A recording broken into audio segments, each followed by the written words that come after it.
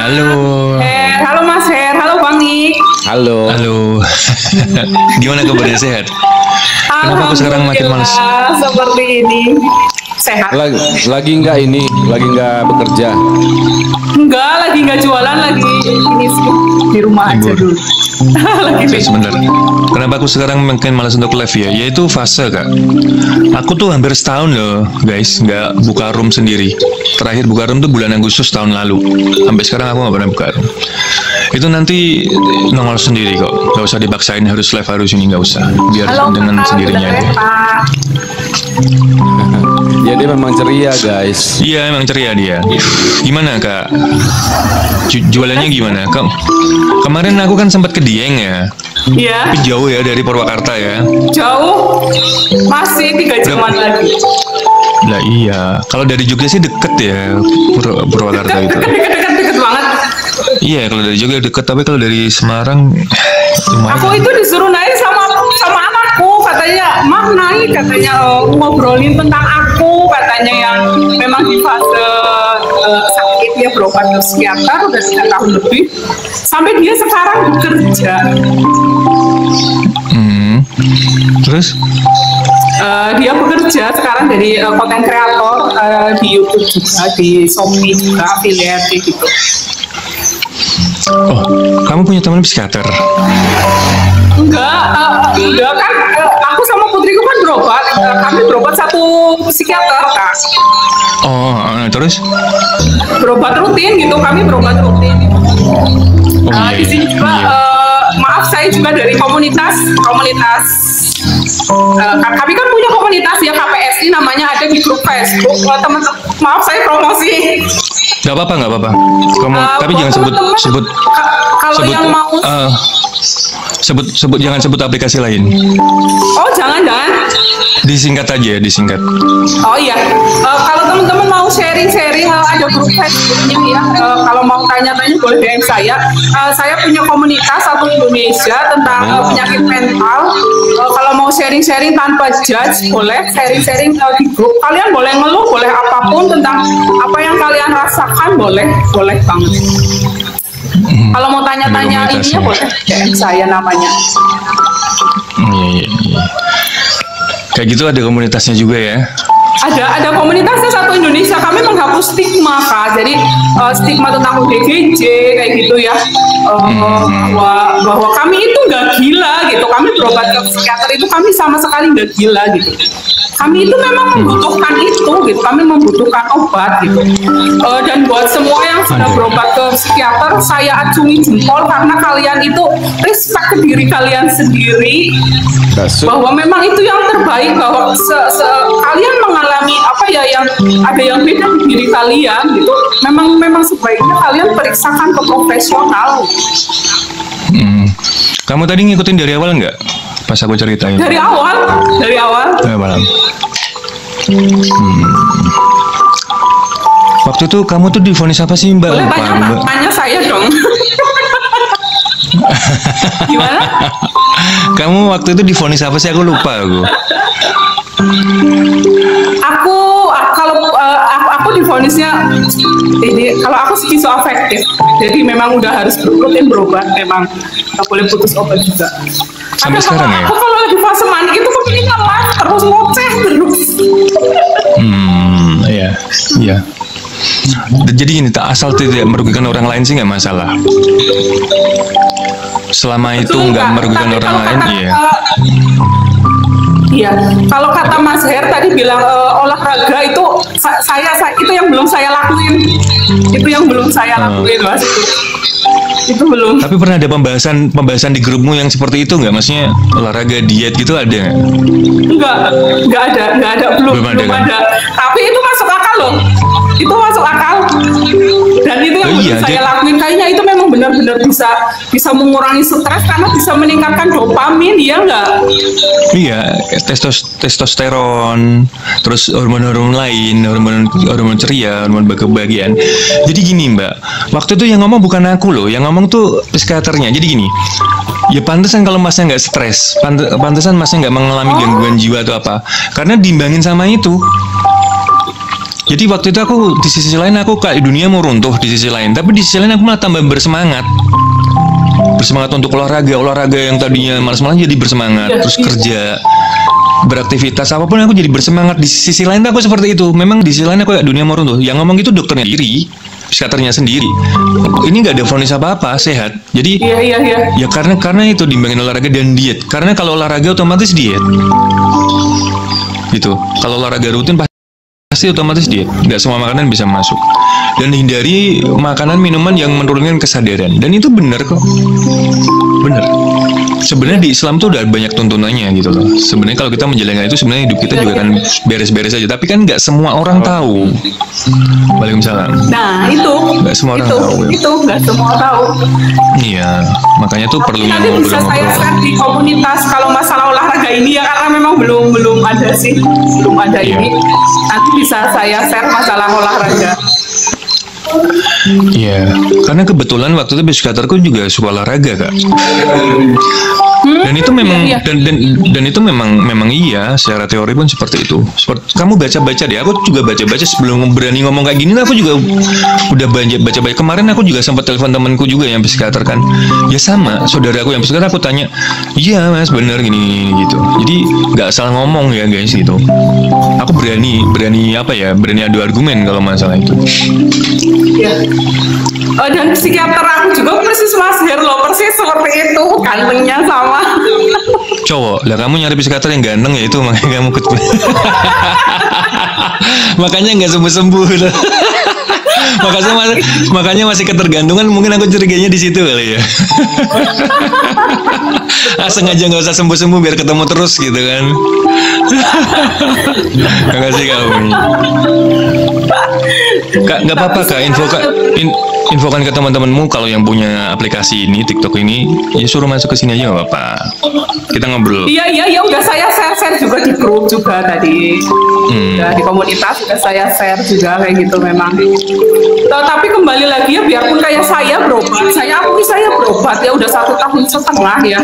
Tapi obat itu hanya 50%. 50%-nya lagi itu di diri kita sendiri. Betul. Karena yang namanya minum obat itu ketika obat itu habis ya kembali lagi ya kan. Obat apapun itu, kayak obat batuk, obatnya udah kelar ya batuknya nongol gitu. Salam. Ya, intinya kalau obat gitu aja Kak Vi. Betul. 50%-nya ada di diri sendiri. Betul. Iya. Betul. Komunitas tadi yang naik pertama Kak Resta itu dari Wonosobo. Itu Wonosobo, orang Wonosobo. Dia juga dari Wonosobo ya. Yang kedua dari Cilacap tadi ya.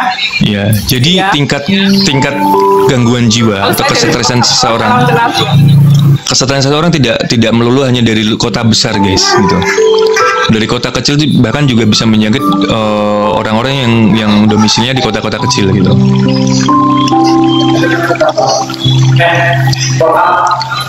Iya.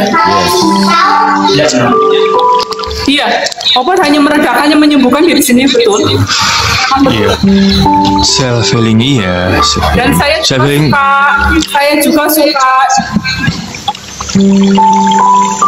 suka buka room kalau malam ya, kalau mau sharing juga.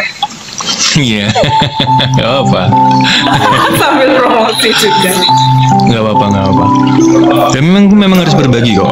Namanya jodoh tuh kita nggak ada yang tahu itu loh. Oh iya.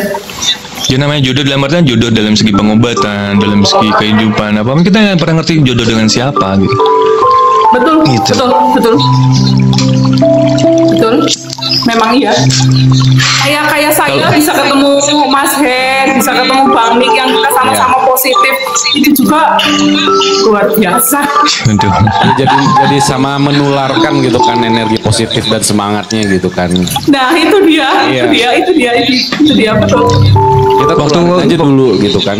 Iya. Kak Mince waktu itu pertama kali naik ke sini pun aku jadi berpikir sangat-sangat positif ya, nambah energiku. Jadi kayak oh iya gitu. Memang banyak teman-teman yang masuk ke sini tuh yang bisa menambah energi positif banyak banget. Entah typingan, entah dia yang naik apa gitu. Gitu.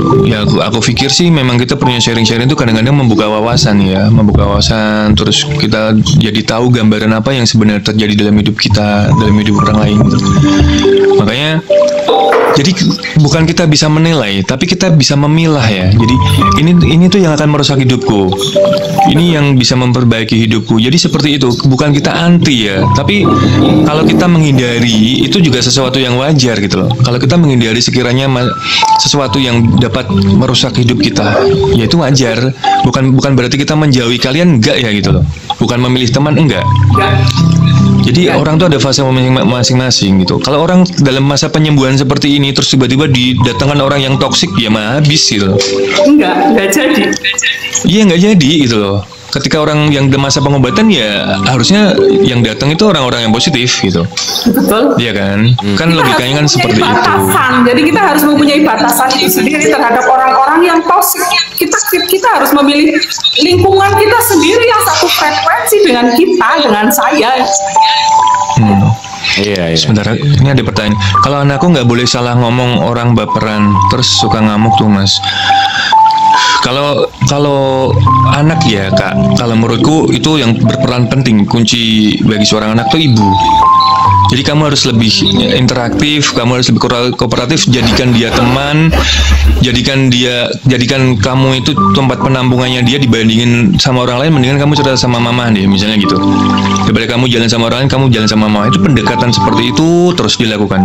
Memang lelah, tapi hasilnya nanti akan bisa dilihat kok gitu. Gitu. Iya. Dan itu yang psikiater saya selalu ucapkan, Mas Her, memang seperti itu. Jadi bonding antara orang tua dan anak itu memang harus. Iya. Memang harus ya, bener, terjadi. Kan? Gitu. Sebelum anak itu cerita ke orang lain harus cerita ke orang tua terlebih dahulu.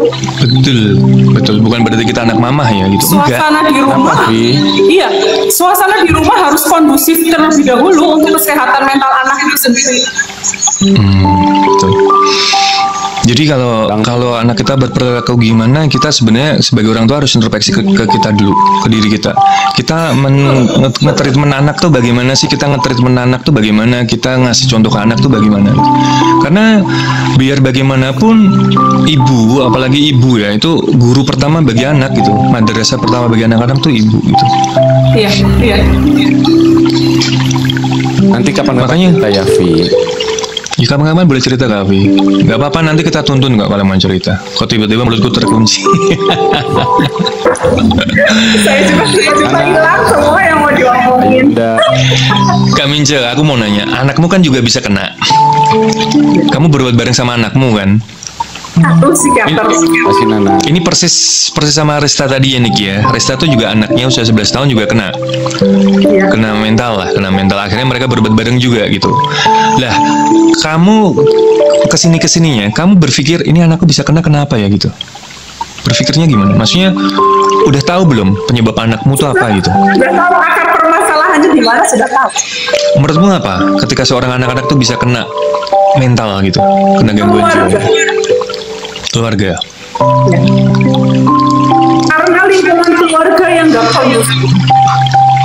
Jadi berantem di depan anak gitu ya? Betul sekali. Makanya untuk semuanya, bukannya saya menggurui atau apa ya, ketika kita sebagai orang tua berantem, tolong jangan di depan anak. Karena secara tidak langsung kita itu bukannya memukul, tapi kita itu menyakiti hati anak dan mental anak itu beda-beda. Saya mempunyai 4 anak, hanya 1 yang mentalnya nggak kuat. Makanya berakhir di psikiater. Sebelum saya yang berobat, itu saya duluan yang berobat. Tapi untungnya kamu sigap ya, dalam artian ngerti ya, ini anakku begini, langsung kamu bawa gitu kan. Kan ada yang didiemin tuh kayak gitu tuh. Jadi bahayanya kalau didiemin itu tiba-tiba tuh ngengkleng guys. Jadi tiba-tiba tuh kehilangan akal. Lah itu yang menyebabkan salah satu penyebab ODGJ itu ya gitu dari kecil. Lah, jadi gini. Dibiarkan. Jadi iya, jadi ODGJ itu bukan tiba-tiba ya, enggak. Jadi mungkin ketika usia 20 tahun atau 17 tahun, 15 tahun tiba-tiba tuh anak ODGJ misalnya. Itu tuh bukan Ya, tiba-tiba. saya jadi remaja sih Mas. Ya. Itu kayak dipupuk Kasih gitu loh. ini. Ya kayak dipupuk masalah-masalah yang dia pendem, dia nggak bisa cerita ke siapa gitu kan. Oh sekarang anakmu usia berapa itu yang ke psikiater itu, yang masih berobat? Sekarang 20 tahun. 20 tahun. Masih berobat? Udah berapa tahun berobat? Kenal, kakak. Waalaikumsalam Kak Neni. Salam kenal. Sudah 3 tahun setengah. Kalau berobat dokter saraf juga udah 3 tahun setengah. Oke. Penyumbatan sama epilepsi. Itu biayanya biaya sendiri Kak? Nggak ada BPJS atau apa gitu? Enggak, saya pakai BPJS yang mandiri. Kalau anak? Alhamdulillah semua di cover obat semua alhamdulillah. Oh, anak-anak juga di cover ya? Gimana? Anak juga di cover? Semua alhamdulillah ya satu keluarga. Ya. Iya. Saya bolak-balik Tapi- 6 juta tanpa alhamdulillah tanpa mengeluarkan biaya sedikit pun. Iya. Kak Minca ini udah 2 kali guys naik ke sini, itu positif banget ya, dalam artian dia tuh hidup Boleh sendiri nanya, Mas. tanpa pasangan. Boleh nanya. Tanpa pasangan, dan dia punya 4 anak, yang satu tuh kena gangguan mental. Kena gangguan mental yang belum bisa terkondisikan sampai sekarang gitu. Tapi dia survive sih, dia ngadepinya nggak cengeng, ngadepinya ya begini nih orangnya, ceria. Makanya pas kemarin dia naik pertama kali ke room ini, gue agak terharu dikit gitu kan. Tapi ternyata memang cara menghadapi masalah, cara menghadapi problem setiap orang tuh berbeda-beda memang. ODGJ. Tergantung cara ngambilnya apa. Orang dalam gangguan ODG jiwa. orang dengan Orang dengan gangguan jiwa.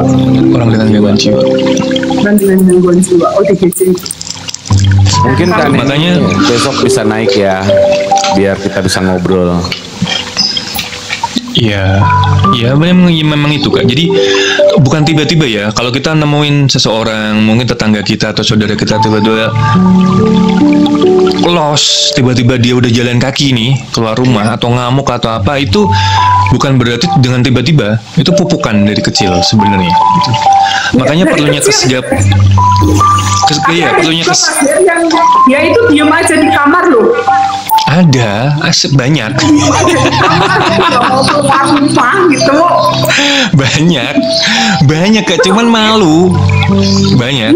Loh sekarang ini ya teman-teman ini banyak tuh, Malu. tapi nggak mau mengakui. Dalam artian nggak mau mengakui tuh gini, ya gue kesadaran gue hilang nih, atau gue ada perubahan nih dalam diri gue, tapi untuk mengarah ke arah gue harus ke psikiater itu kayak ya sama kayak orang sakit takut divonis. Antar kalau gue ke dokter jangan-jangan divonisnya macam-macam nih. Lah itu udah ketakutan duluan. Padahal enggak, itu tuh solusi sebenarnya. Gitu loh. Enggak sama sekali. Ya, Justru iya. itu malah lebih respect ke diri sendiri. Itu hal yang berarti aku ada yang beda nih dari dalam diri saya. Oh iya, makanya saya segera mencari pertolongan medis. Iya. Asik kan ini udah mampir. Ntar kapan-kapan naik ya. Iya. Kalau mau cerita-cerita besok ya teman-teman ya bisa naik ke sini, tapi ganti-gantian ya gitu. Soal Kita lagi ngebahas masalah ini teman-teman, gangguan mental atau gangguan jiwa. Sebenarnya sama loh, gangguan mental sama gangguan jiwa itu bener kan Kak? Perbedaannya nggak signifikan. Ada mungkin perbedaan sedikit tapi nggak signifikan, tapi sama. Jadi orang yang di kamar terus itu jangan dipikir sehat, gitu. Itu malah nggak sehat sebenarnya. Jadi orang tuh perlu seimbang. Biasanya Iya. awalnya biasanya seperti itu. Jadi orang introvert, ya kan? Introvert dalam jangka panjang itu nggak sehat, jelas. Enggak. Jadi introvert tuh bukan sifat, bukan karakter. Itu bisa berubah dengan seiring berjalannya waktu jadi extrovert. Jadi ketika introvert dan extrovert itu bergantian, saling bergantian, kadang extrovert, kadang introvert, itu yang malah bagus. Jatuhnya ambivert. Nah, ambivert itu yang kita perlukan. Kadang-kadang kita bersosialisasi, kadang-kadang kita sendiri, gitu loh. Nah, itu keseimbangan hidup tuh seperti itu. Tapi banyak dari kita yang belum menyadari, gitu. Jatuhnya, gue introvert kok. Lah, introvert seumur hidup ya bakalan gitu terus, gitu. Jangan dipikir introvert itu sifat loh. Introvert itu bukan sifat gitu masalahnya. Introvert itu termasuk gangguan jiwa guys gitu. Bukan. Ya kan? Itu awal sebenarnya Mas Her, itu awal. Iya. awal tanda-tanda memang. Terus jangan sekali melabeli NPD karena yang bisa mendiagnosa NPD itu seorang psikiater, bukan kita sebenarnya. Ya, Kania, betul. besok ya Kania ya, karena ini Iya, udah betul. sesi terakhir Kak Ninci. Pengalamanmu untuk berobat ke psikiater itu berapa tahun nggak? Sampai sekarang?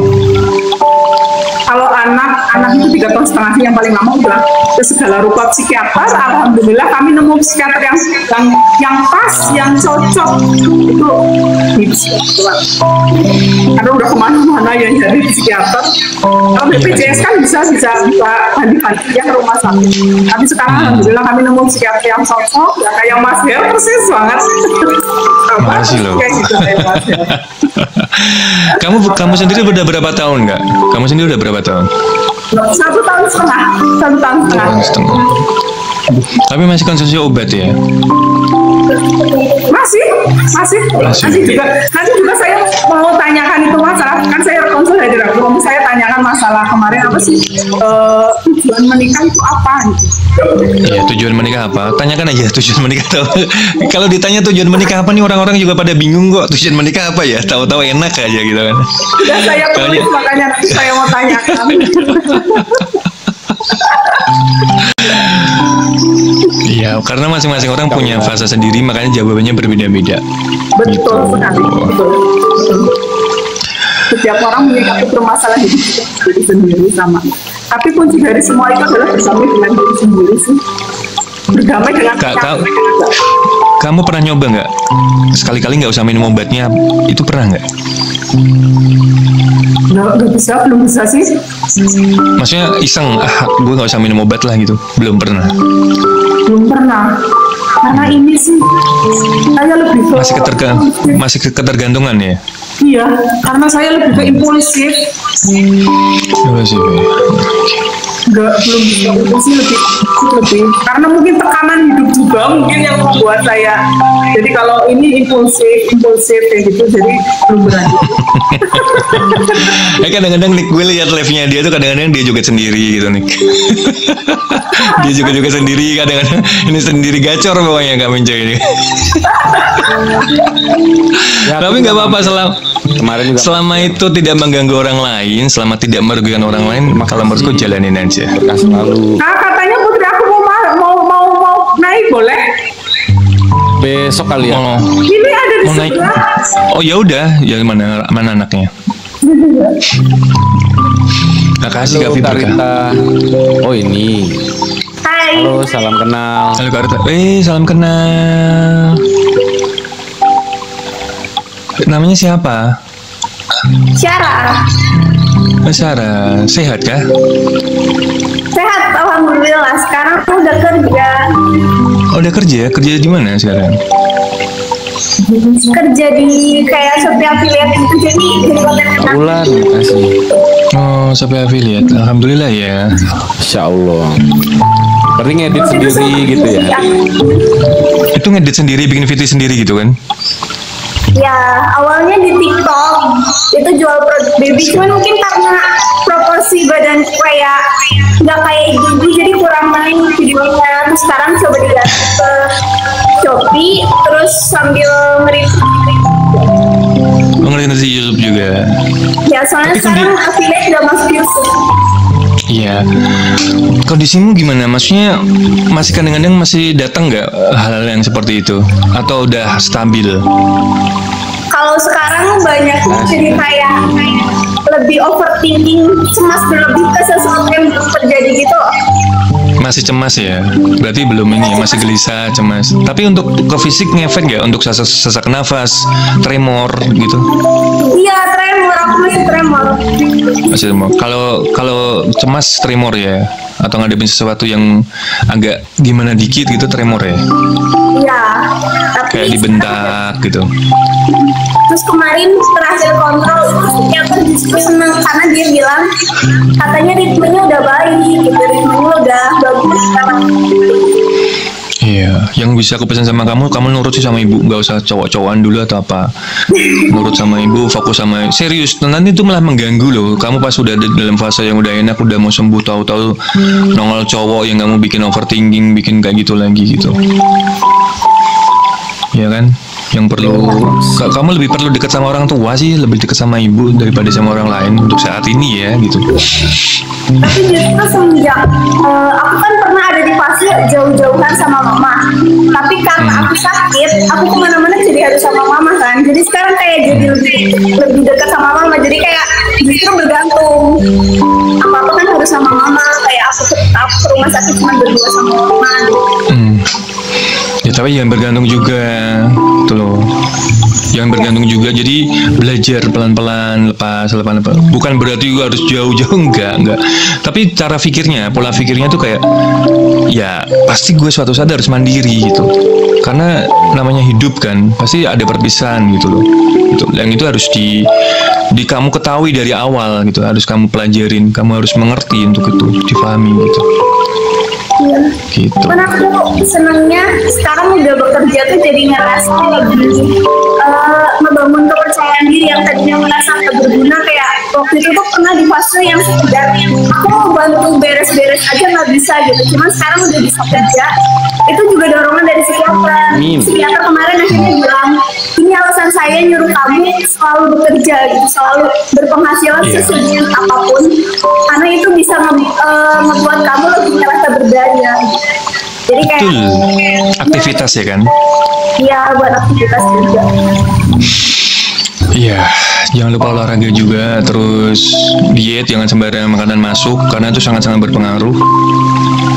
Ya kan, terus ibadah dikencengin, tapi jangan dipikirin ya. Kalau kamu nggak paham, tanya ke orang yang lebih paham.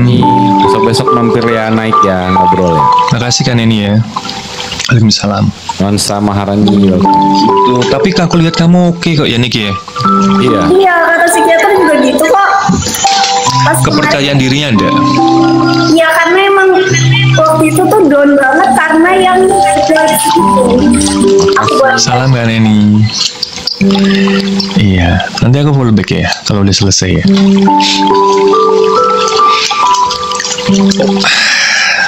Mamamu hebat, serius. Kalau bukan mamamu nggak tahu lagi mungkin. Iya, aku juga mungkin gitu. Iya kan, mamamu hebat itu. Karena banyak orang yang mungkin lebih mampu, orang yang lebih berpendidikan, SDM-nya lebih tinggi, tapi nggak sigap. Apa yang terjadi dengan anak? Malah kecenderungannya cuek gitu. Nggak semua orang tua tuh bisa sigap dalam masalah mental loh gitu. Itu makanya poin besar buat mamamu tuh di situ, buat ibumu tuh. Kecenderungannya malah cuek gitu. Aku juga nggak expect waktu itu karena pertamanya aku baru didiagnosa epilepsi, terus di situ yang biasanya aku kenal sama kami, tiba-tiba aku takut ketemu banyak orang. Mama langsung, kayaknya kita harus ke psikolog deh. Pas minta rujukan ke psikolog, ternyata anak ibu tuh harusnya butuhnya tuh terapi obat, kayak cuma terapi dari ini aja gitu. Jadi harusnya ke psikolog. Cuman waktu itu kontrol psikiater ke psikolog juga. Nuansa, makasih. Sekarang temanmu udah banyak? Dari dulu banyak temen. Oke, bagus sekali. Tapi kamu masih bersosialisasi kan? Dalam artian nggak di rumah terus kan? Ya, sekarang jadi kalau misalnya kerja ke kantornya kan nggak harus. Cuman kalau aku lagi pengen ketemu temen, aku ke kantor. Iya, jangan dikurang. Maksudnya jangan berlebihan juga bersosialisasi, tapi jangan dikurangi. Karena itu tuh pelajaran mental tuh ada di situ. Kita ngadepin orang juga dapat dari situ. Kita ngadepin omongan orang, menyikapi omongan orang juga dari situ. Gitu. Tapi sekiranya yang kamu belum kuat atau mungkin kamu merasa aku ngobrol sama orang ini kok malah bikin down ya, itu dijauhin bentar gitu, mundur dikit gitu. Jangan dipaksakan untuk mengerti orang dulu gitu. Gitu. Sekarang udah 20 tahun ya sama ya? Iya, 20 tahun. Berarti berobatnya udah 3,5 tahun, cuman gak kerasa. Oke. Terus rencana kedepannya apa? Makasih. Gimana? Rencana kedepannya apa? Rencana kedepannya apa? Itu justru aku kayak gak bisa merencanakan ke depan, mungkin jadi karena terlalu kompleks yang sekarang gitu, jadi kayak jalani dulu yang sekarang. Pokoknya aku mau kerja dulu, kayak Betul. targetnya tuh untuk hari ini dulu gitu loh. Aku menyelesaikan Betul. kerjaan hari terus besok. Iya, betul. Padahal itu pertanyaan pancingan lo, sumpah. Jadi gini, gue nanya gitu kenapa nih? Ini mungkin orang masih berhalusinasi atau ekspektasi gitu. Ternyata enggak. Kalau mungkin gue tanya ke orang lain, mungkin bisa jadi dia jawabnya rencana ke depanku gini gitu. Tapi dia jawabannya ya yang sekarang yang gue hadapin sekarang. Berarti dia udah nggak halusinasi, udah nggak terlalu berekspresi dengan kehidupan gitu. Itu yang bikin dia cepat sembuh gitu. Harusnya sih kalau menurut gue udah sembuh dia gitu. Betul. Gitu. Tapi ya menurut ahlinya aja ya, kalau doktermu bilang jangan lepas obat ya jangan lepas obat. Tahu-tahu ntar aku bilang gini kamu lepas obat beneran. Aku pernah. Gimana? Aku pernah coba nggak minum obat. Terus apa yang terjadi? Dalam 1 minggu 2 minggu oke. Tapi setelah itu kayak nggak bisa gitu ternyata. Ya berarti belum kondusif lah. Belum mampu. Iya. Gini loh, biar kamu minum air putih banyak, itu harus olahraga. Ketika kamu olahraga, semua hormonmu naik, semua akan lancar. Lah itu kamu juga perlu asupan air putih yang banyak. Ketika orang olahraga itu kan merasa dehidrasi terus, itu air putih. Air putih itu yang bisa melunturkan obat-obat yang udah masuk ke kamu. Jadi kalau konsumsi obat terlalu panjang, terlalu lama, itu menurunkan kesadaran. Tapi harus sebenarnya minum obat nggak masalah, asal minum air putihnya juga imbang gitu. Jadi harus dilunturkan ya. Gitu. Dengan keluarnya keringat, dengan keluarnya pipis dan lain-lain gitu. Itu yang harus dipikirin juga gitu. Oke lah, thank you. Oke. Terima kasih adik sudah berbagi cerita dengan Jadi kita. mama ya. Iya. Rebut. Kembali ke mama. Loh, mamanya udah cantik pakai jas gitu loh. Biar diganti ke mamanya juga. Mince, terima kasih Makasih Kak Mince ya. cerita. Ntar kalau kamu live toh, ntar di-share ke aku kalau lagi ngumpul-ngumpul sama teman-teman gitu. Iya, Iya siap. boleh. Tapi jangan ini ya, aku juga lihat kondisi juga. Kalau kondisi lagi mumet ya aku nggak naik gitu. Iya sama aku juga kadang live-nya ngamuk juga nggak selalunya seringnya aku live-nya ngawur. Sen, makasih bang. Nggak apa-apa. Bora, Nggak apa. kasih Ya wis Kak Mince. Oke. Makasih ya. Lalu. Sama-sama. Yo. Sehat-sehat ya. Ya sehat-sehat semuanya. Terima kasih semuanya. Iya Kak.